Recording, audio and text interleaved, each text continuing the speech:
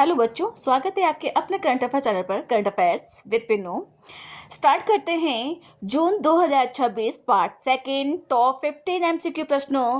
आपके सवाल है जो भारी भरकम लगते थे, आपको आज के बाद में जो करंट अफेयर की किताब है वो हल्की लगने लगेगी, क्योंकि आपके जो एमसीक्यू प्रश्न हैं बिल्कुल सरल भाषा में जैसे एग्जाम में पूछे जाते हैं ठीक उसी प्रकार से बना दिए गए हैं। तो आपका सिर्फ काम इतना सा है कि अपनी बेंच के ऊपर वो किताब रखें और एमसीक्यू प्रश्न आपके सामने है, एक एक प्रश्न वहां से रिवाइज करते जाएं। आपके जो साथी हैं जो स्टेट एग्जाम की तैयारी कर रहे हैं उन तक ये वीडियो जरूर शेयर करें, चैनल को लाइक करें, सब्सक्राइब करें। आइए देखते हैं इंपॉर्टेंट प्रश्न उत्तर को। देखते हैं प्रश्न उत्तर कहाँ से लिए गए हैं। मई 2026 अंतर्राष्ट्रीय क्रोनोलॉजी करंट जीके के जो राजस्थान का भाग है वहां से ये प्रश्न उठाए गए हैं। नंबर 1 प्रश्न है, मिसेज राजस्थान 2026 के संबंध में निम्नलिखित कथनों पर विचार कीजिए। एक, इस प्रतियोगिता का ग्रैंड फिनाले मई 2026 में जामडोली स्थित हेवन रिसोर्ट में आयोजित किया गया था। नंबर 2 है, इसका आयोजन फ्यूजन ग्रुप द्वारा किया गया था जिसने टॉप 20 प्रतिभागियों ने फाइनल में जगह बनाई थी। नंबर 3 है, गोल्ड कैटेगरी में श्वेता कसाना और सिल्वर कैटेगरी में उषा मीणा ने मुख्य खिताब जीते हैं। सही कोड का चयन कीजिए।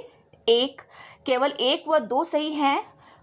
2, केवल 2 व 3 सही हैं। 3, केवल 1 व 3 सही हैं। नंबर 4 है, 1, 2 और 3 सही है। तो इसका आंसर होगा नंबर 4, 1, 2 और 3 तीनों ही कथन इसके राइट हैं।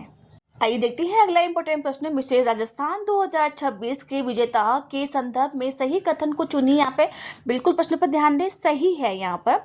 नंबर 1 है, गोल्ड कैटेगरी की मुख्य विजेता उमा मीणा रही हैं। सिल्वर कैटेगरी की मुख्य विजेता श्वेता कसाना ने जीता है। नंबर 3 है, गोल्ड रनर अप में विनीता है, यहाँ पे विनीता दीक्षित फर्स्ट और अदिति चौधरी सेकंड रही हैं। नंबर 4 है, सिल्वर रनरअप के अंदर पारुल शर्मा फर्स्ट रैंक पर रही है। तो इसमें पूछा है सही कथन का चयन कीजिए। तो नंबर 3 होगा, गोल्ड रनरअप में विनीता दीक्षित फर्स्ट और अदिति चौधरी सेकंड रही है।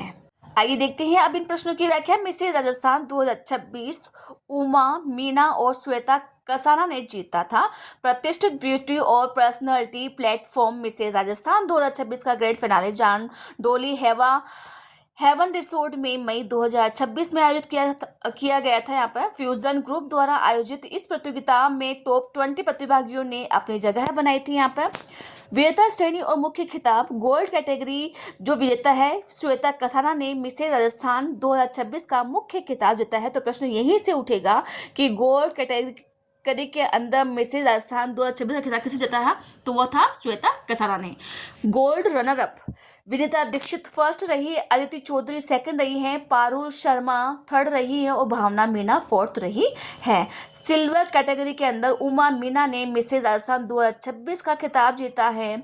सिल्वर रनर अप रही है नीतू राठौड़ फर्स्ट, ख्याति पारिक सेकंड रही हैं, सावी शर्मा थर्ड और मीनाक्षी विश्वास फोर्थ रही है। तो बच्चों कैसी लगी आपको ये जानकारी, प्लीज़ कमेंट में जरूर शेयर करें और चैनल को लाइक करें, सब्सक्राइब करें और अपने जो साथी हैं जो स्टेट एग्जाम की तैयारी कर रहे हैं उन तक ये वीडियो जरूर शेयर करें। आइए देखते हैं अगला इंपॉर्टेंट प्रश्न। जयपुर के धवल जैन और जय शर्मा के संदर्भ में निम्नलिखित कथनों पर विचार कीजिए। बिल्कुल इसी प्रकार के प्रश्न उत्तर पूछ लिए जाते हैं। यहाँ पर कोई भी एक नाम दे दिया जाएगा वहाँ पर कि इसके बारे में सही कथन कौन सा है और गलत कथन कौन सा है। नंबर 1 है, इन्हें प्रतिष्ठित फोर्ब्स यहाँ पर 30 अंडर 30 एशिया 2026 की सूची में शामिल किया गया है। बिल्कुल ध्यान दें, फोर्ब्स 30 अंडर और 30 एशिया 2026 की सूची के अंदर इन्होंने बिहार के अमन कुमार के साथ मिलकर हेल्थ टेक स्टार्टअप मेव हेल्थ की स्थापना की थी।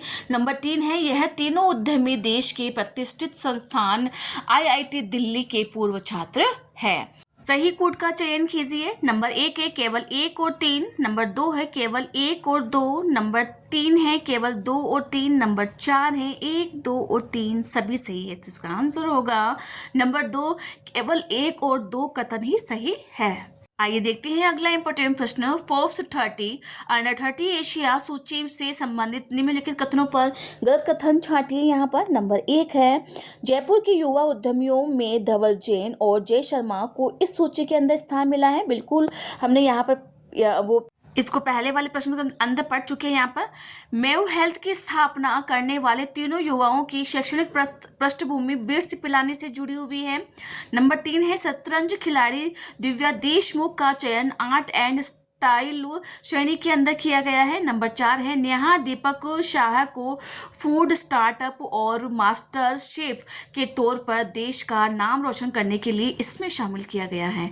तो इसमें पूछा गया है गलत कथन छाटिए, तो इसका आंसर होगा नंबर 3 शतरंज खिलाड़ी दिव्या देशमुख का चयन आर्ट एंड स्टाइल श्रेणी के अंदर किया गया है। तो ये क्या है, कथन गलत है। आइए देखते हैं अब इस प्रश्न की व्याख्या। यहाँ पर जयपुर के धवल और जय शर्मा फोर्ब्स 30 अंडर 30 एशिया सूची के अंदर शामिल कर लिया गया है। तो पूछा जा सकता है एग्जाम के अंदर एज इट इज आपके प्रश्न उत्तर।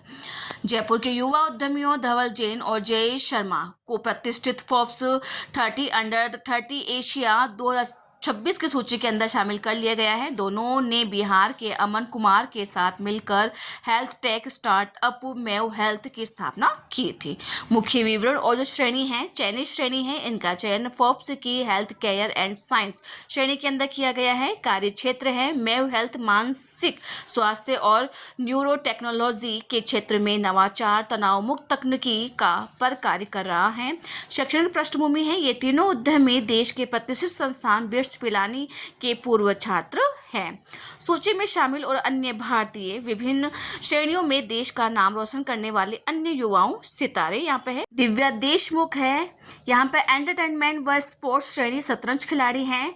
भविता मंदावा है आर्ट एंड स्टाइल श्रेणी के अंदर है, जबकि ये प्रश्न ऊपर उल्टा सुल्टा दिया हुआ था कि Divya Deshmukh art and style श्रेणी के अंदर चयनित हुई है, ये वहां पर गलत था।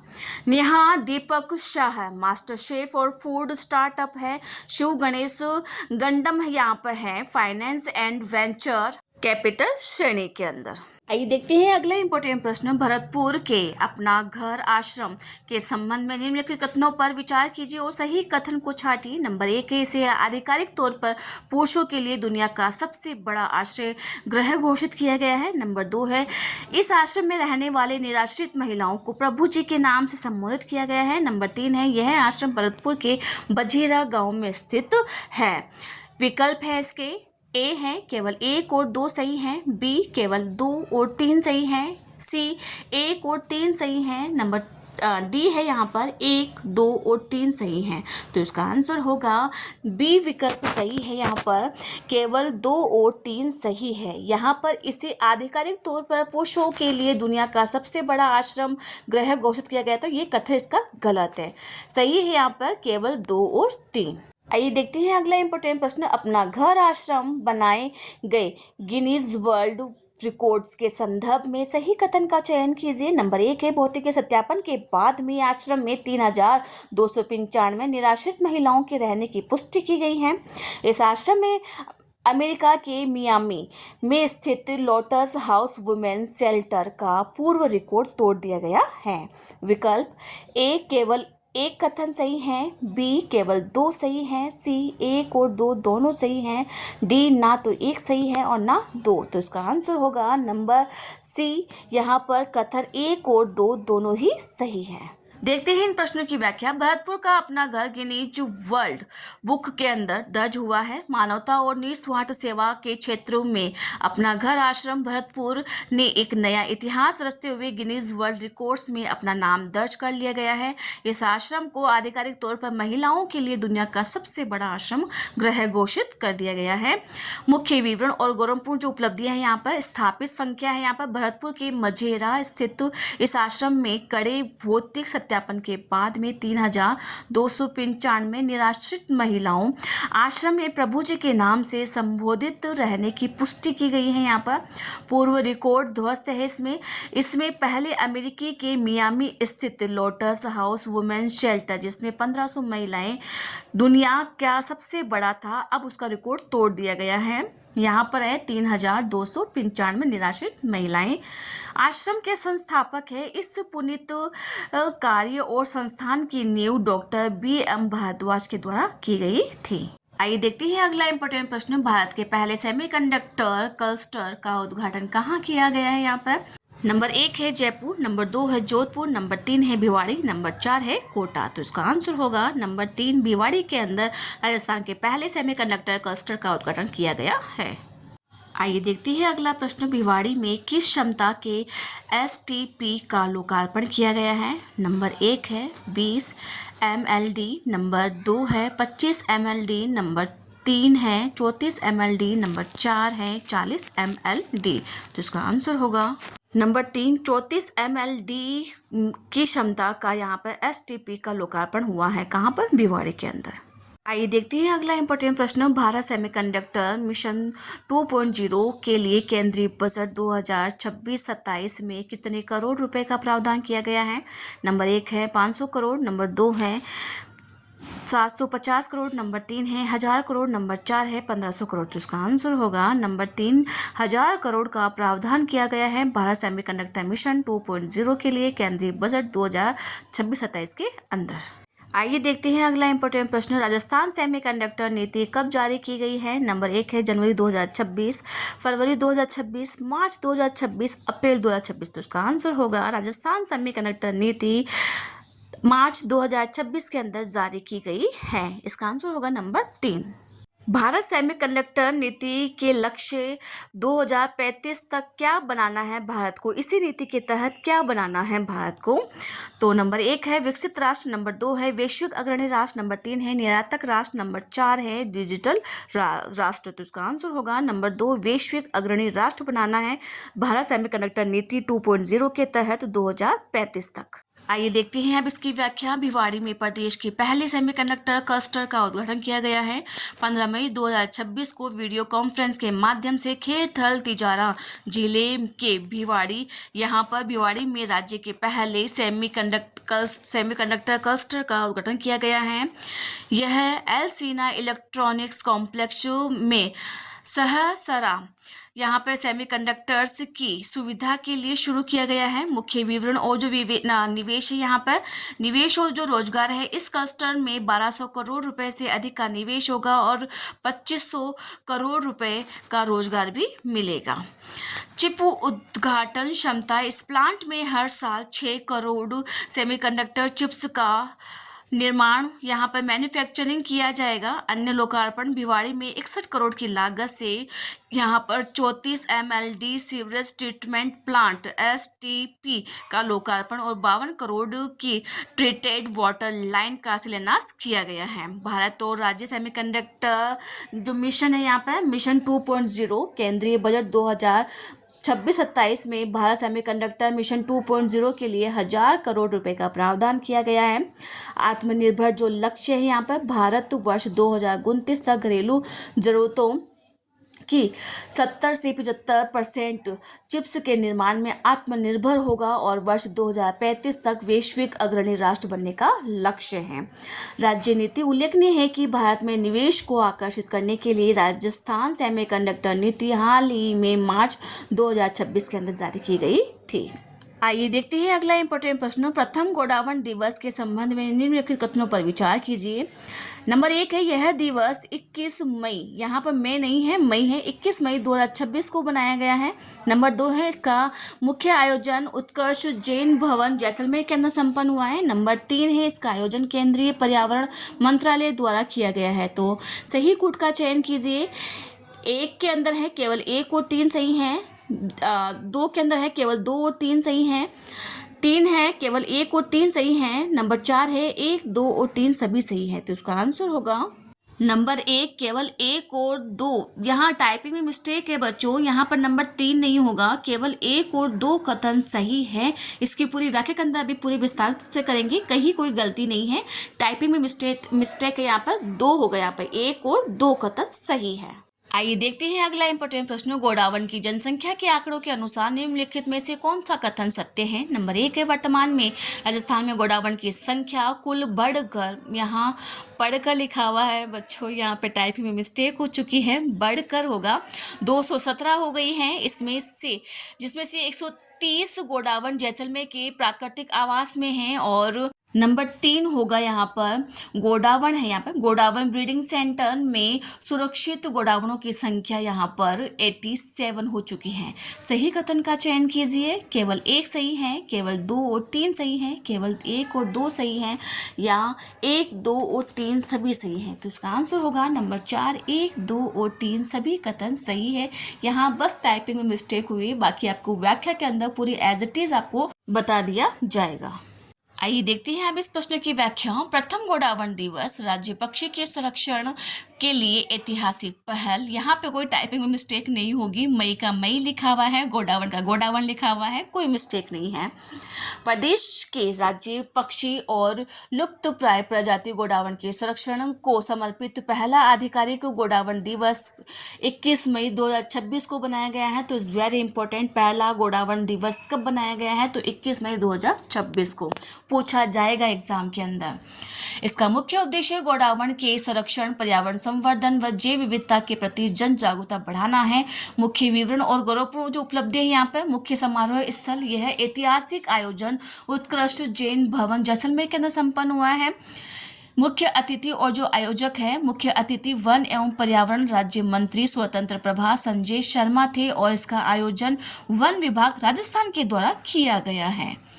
प्रतिमा जो अनावरण है, वन मंत्री ने डेजर्ट नेशनल पार्क मरु उद्यान में सदा सरीसम क्षेत्र का दौरा कर गोडावण की विशेष मूर्तियों का अनावरण किया है। गोडावण जनसंख्या के जो आंकड़े हैं, कुल संख्या वर्तमान में राजस्थान में गोडावण की कुल संख्या कितनी है? 217 हो चुकी है। यहाँ पर आवास सा जो वर्गीकरण है, इनमें से 130 गोडावण जैसलमेर के प्राकृतिक आवासों के अंदर है और 87 गोडावण ब्रीडिंग सेंटर के अंदर सुरक्षित है। आइए देखते हैं अगला इंपॉर्टेंट प्रश्नों।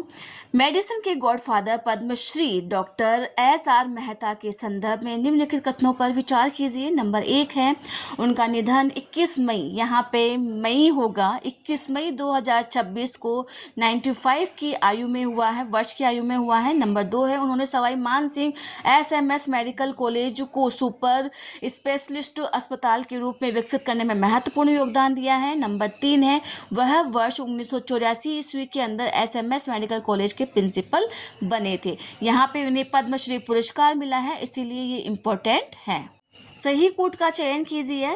केवल 1 और 2 सही है। नंबर 2 है केवल 2 और 3 सही हैं। नंबर 3 है केवल 1 और 3 सही है। नंबर 4 है 1, 2 और 3 सभी कथन सही हैं। तो इसका आंसर होगा नंबर 4, 1, 2 और 3 सभी कथन सही है। आइए देखते हैं अगला प्रश्न। Doctor S R. मेहता को मिले पद्मश्री सम्मान के संबंध में निम्नलिखित कथनों पर विचार कीजिए।